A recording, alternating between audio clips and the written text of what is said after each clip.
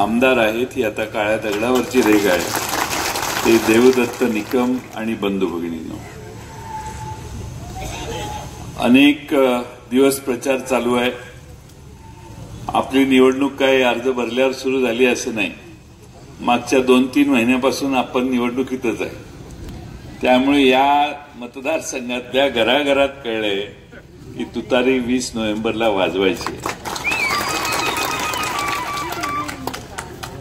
पवार साहेब ज्या बाजूनं भूमिका मांडतात, पवार साहेब जी दिशा दाखवतात, पवार साहेब जे विचार व्यक्त करतात, त्या विचाराच्या मागे आंबेगावचा हा मतदारसंघ कायम कायम कायम उभा राहिलेला. पवार साहेबांना ज्यांनी सोडलं त्यांना सोडण्याची आंबेगावची तयारी आता झालेली आहे. लोक अपेक्षा करत होते की सगळे जातील, पण हे जाणार नाही.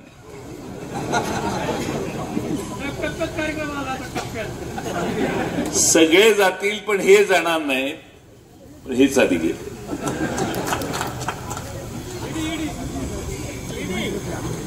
आता ही कारण तुम्ही म्हणताय ती असली तरी आता बोगद्याचं कारण द्यायला सुरुवात झाली. त्या बोगद्यातून पलीकडे जाण्याचा जर कुणाचा प्रयत्न असेल तर तो बोगदा कधी मंजूर झालेला नव्हता. त्यामुळे विषय डोक्यातनं काढा. देवदत्त निकम या उमद्या उमेदवाराला तुम्ही सगळ्यांनी आशीर्वाद द्यायचं ठरवले. अनेक वर्ष आपण पवार साहेबांची साथ त्यांच्या माध्यमातून देऊन बघितली. या तालुक्यामध्ये एमआयडीसी नाही. माझ्या तालुक्यामध्ये एक चांगली एमआयडीसी 67-68 सालापासून आहे. पण ह्यांचे नेते माझ्या मतदारसंघात आले आणि म्हटले ह्यांना एक एमआयडीसी चालू करता नाही आली. मला वाटलं ह्यांच्या सगळ्या उमेदवारांच्या तालुक्यात एमआयडीसी असतील. आज इकडे आल्यावर कळलं इथे एमआयडीसी नाही. त्यामुळे उद्योग क्षेत्र वाढवण्यासाठी, नव्या हाताला काम देण्यासाठी आज देवदत्त निकम तुम्हाला विश्वासानं सांगतायत की मी सत्तेवर आल्यानंतर, मी आमदार झाल्यानंतर या मतदारसंघात नव्या उद्योगांना चालना देण्यासाठी एमआयडीसी करेन, युवकांना हाताला काम देईन. मागच्या 2 वर्षात या सरकारने एवढा अनर्थ करून ठेवलाय की आपले सगळे उद्योग गुजरातला पळून गेले, शेजारच्या पाजारच्या राज्यात गेले. महाराष्ट्र सरकारने कधी त्याच्यावर आवाज उठवला नाही. गुजरात मध्ये जे जाईल त्याला अडवण्याची दानत देखील आणि ताकद देखील यांची कोणाची झाली नाही. एकनाथ शिंदे, अजित पवार आणि देवेंद्र फडणवीस या तिघांनी महाराष्ट्र, गुजरातचं मांडलिकत्व महाराष्ट्राने स्वीकारलं आणि गुजरातच्या दावणीला महाराष्ट्र नेऊन बांधलाय. त्याचा परिणाम हा झाला की महाराष्ट्राचं दरडोई उत्पन्न गुजरातच्या खाली गेलेलं आहे.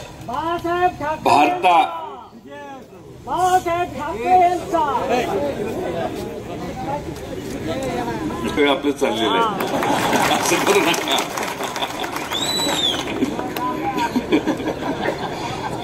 शिवसेना, काँग्रेस आणि राष्ट्रवादी काँग्रेस म्हणून सगळं चाललेलं आहे. त्यामुळं महाराष्ट्रामध्ये दरडोई उत्पन्न, मी महाराष्ट्राचा अर्थमंत्री होतो त्या काळात 2ऱ्या, 3ऱ्या, 4थ्या, अगदी 13 सालापर्यंत आम्ही 3ऱ्या, 4थ्या क्रमांकावर होतो. पण भाजपच्या हातात महाराष्ट्र गेला आणि आम्ही 11व्या नंबरवर खाली घसरलो. गुजरातसारखं राज्य पण आमच्या वर गेलं.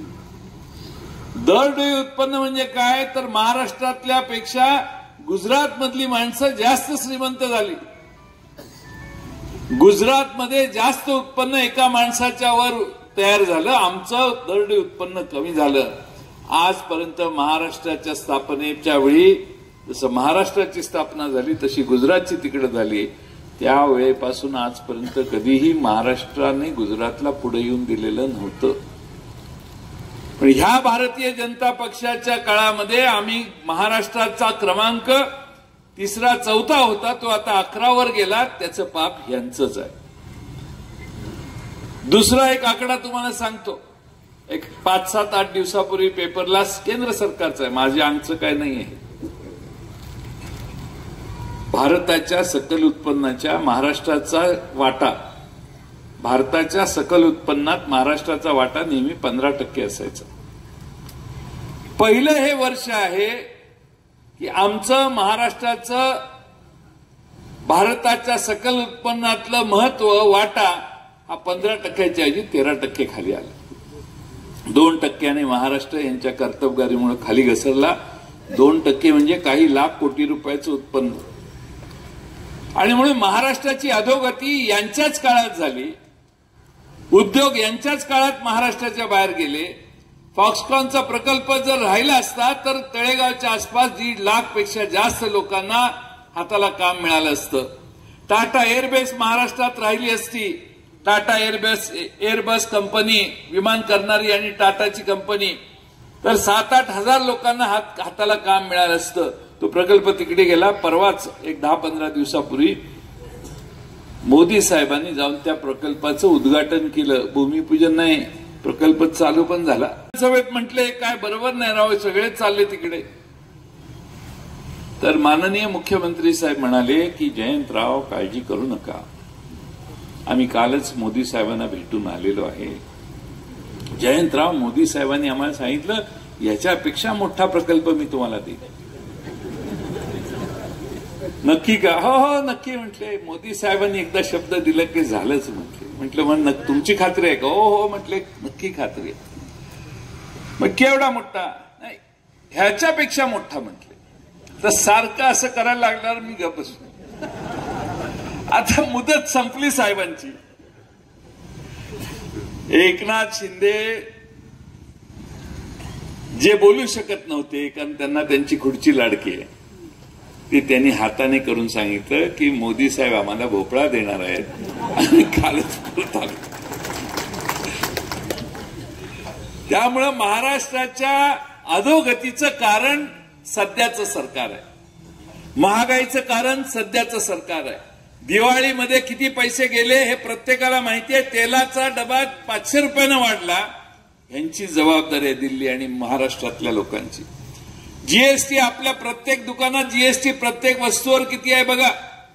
तुमच्या खिशातनं 28%, 24%, 18%, 12% रकमा प्रत्येक गोष्टीवर वसूल करण्याचं काम चाललंय सध्या.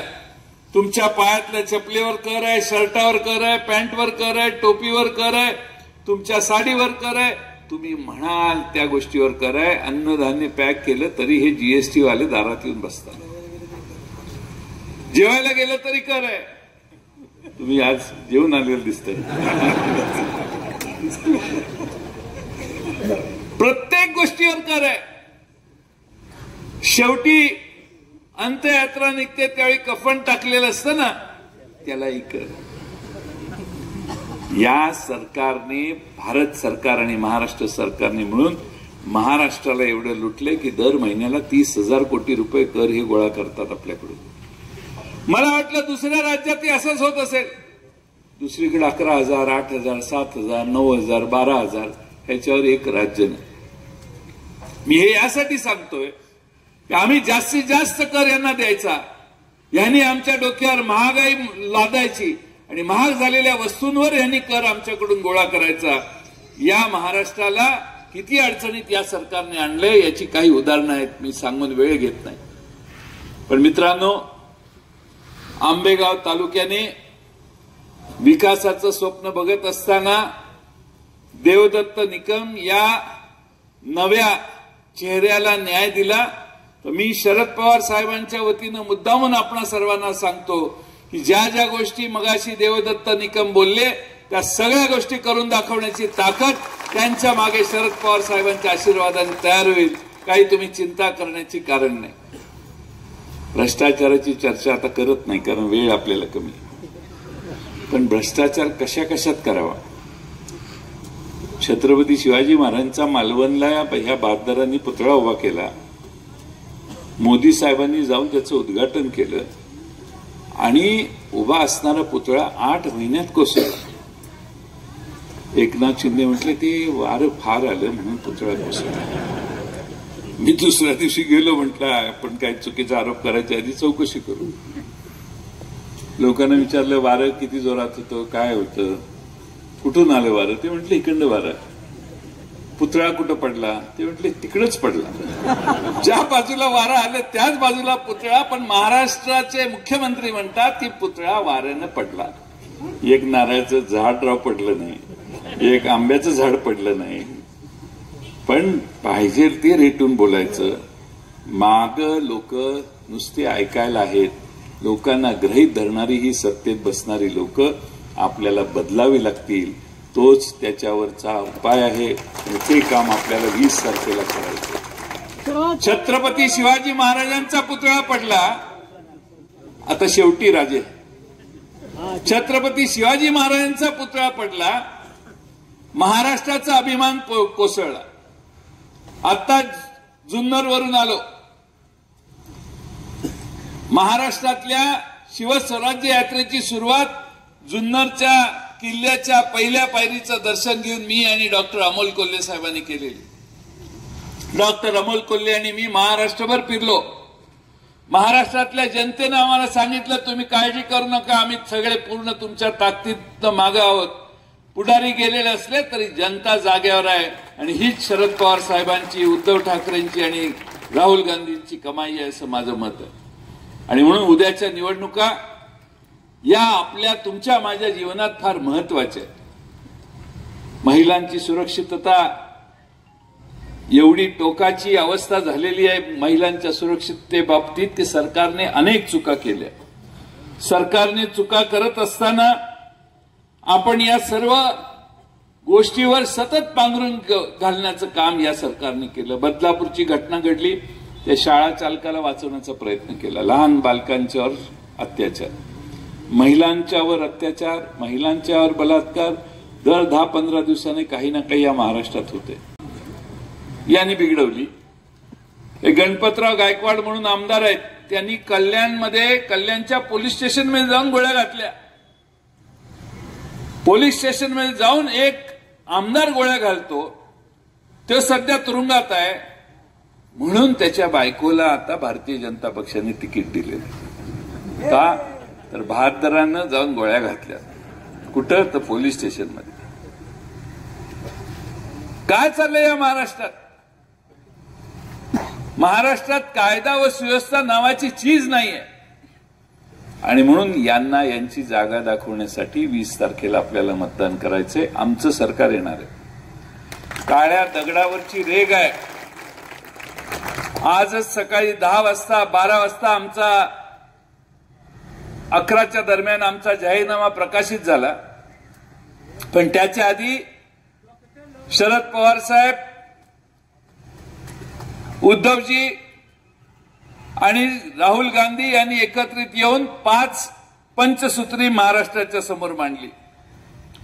पहिली म्हणजे महिलांना प्रति महिना महालक्ष्मी योजना चालू करून महिलांना महाराष्ट्रातल्या प्रति महिना 3,000 रुपये देण्याचं काम आमची महाविकास आघाडी करेल. तुमची पत्नी, बहीण, आई प्रवासाला झाली तर ती तुम्हाला इथनं पुढं एसटीच्या तिकिटाचे पैसे मागणार नाही. कारण महाराष्ट्रात सगळ्या महिलांना एसटीचा प्रवास आम्ही मोफत करायचं ठरवलेलं आहे. आणि सगळ्यात महत्वाचं म्हणजे आमचं सरकार आल्यावर उद्धव ठाकरे मुख्यमंत्री होते, पहिला निर्णय होता कर्जमाफीचा. आम्ही आता पुन्हा निर्णय घेतलेला आहे. आमचं सरकार आल्यावर पुन्हा महाराष्ट्रातल्या जनतेला कर्जमाफी देण्याचं काम आम्ही करू. युवकांना बेरोजगार भत्ता 4,000 रुपये देऊ. जातनिहाय जनगणना करू. लहान जातीमधल्या माणसाला न्याय देण्याची व्यवस्था महाराष्ट्रात करण्यासाठी जातनिहाय जनगणना महाराष्ट्र सरकारच्याकडून सुरू होईल. तेलंगणात काम सुरू झाले, कर्नाटकात काम सुरू झाले, काँग्रेसची 2 राज्य आहेत. त्याच पद्धतीनं महाराष्ट्रात देखील जातनिहाय जनगणना करण्याचं काम आम्ही सगळे करू. बरेच गोष्टी आहेत, मी जास्त वेळ इथे घेत नाही. पण खरं म्हणजे आमचा एक प्रॉब्लेम झालाय. आमचं घड्याळ चोरीला गेलेलं आहे. आता चोरीला गेलेलं असल्यामुळं प्रॉब्लेम असा आहे की पोलीस स्टेशनला तक्रार केली आम्ही, सुप्रीम कोर्टात आम्ही गेलेलो आहे. शरद पवार साहेबांचा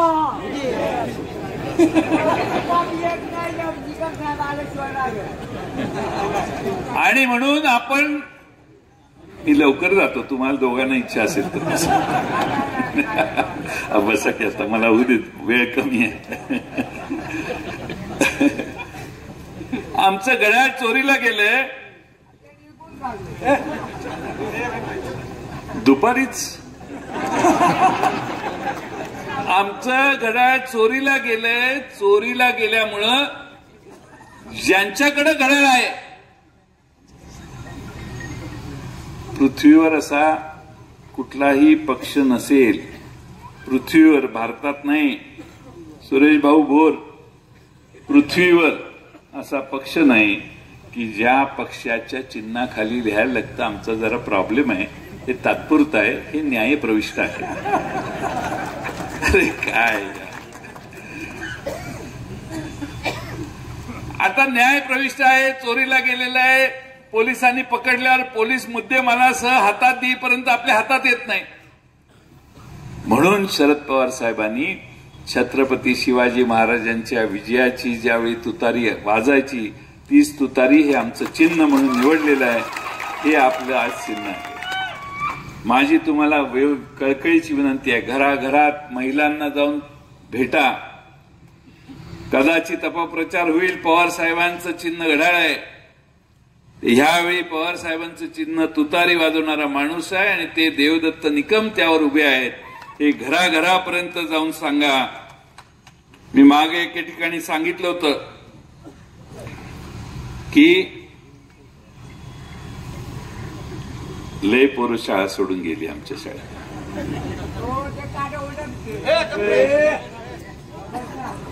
लय पोरं गेली, पण आमचा हेडमास्तर एवढा खमक्या निघाला की नवी पोरं शाळेत आली. ते नवीन पोरग शरद पवारांच्या शाळेत आज आलेलं आहे.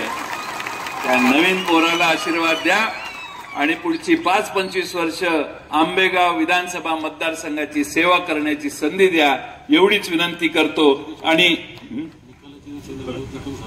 योगायोगच नाही, 20 तारखेला तुम्ही भेट दिली मतदानाची की 23 तारखेला ती त्यांना पोचणार आहे. त्यांचा वाढदिवस 23 तारखेला आहे. 23 तारखेच्या वाढदिवसाच्या देवदत्त निकमांना शुभेच्छा देतो आणि पुढे जायला आपल्या सगळ्यांची परवानगी घेतो.